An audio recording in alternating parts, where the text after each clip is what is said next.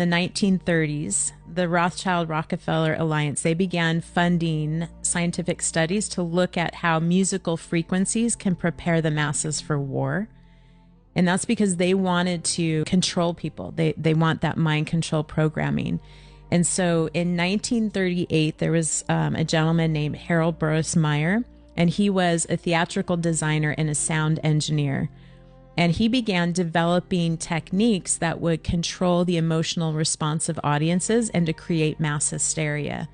And so from there, you have this, this Rockefeller-Rothschild alliance. Not only were they looking at ways to steer the masses, but they wanted to change the standard tuning of A to 440 hertz. So in 1939, they began funding Joseph Goebbels, who was the Nazi propagandist. And at that time, Joseph Goebbels, he wanted to change the standard tuning of A. And so he organized a meeting in London to do that.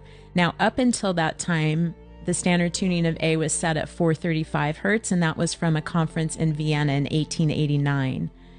But they wanted to shift it to 440 hertz. And so Radio Berlin approached the British Standard Association and asked if they would organize this conference in London, which was a total setup.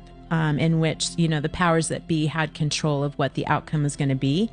And they didn't invite any of the French musicians because they were opposed to 440 hertz. And then the organizers of the conference, they interviewed the musicians, the instrument makers, the physicists, and then also the sound engineers. And if any of those people were against 440 hertz, then they weren't invited to the conference. Way. So it was all controlled.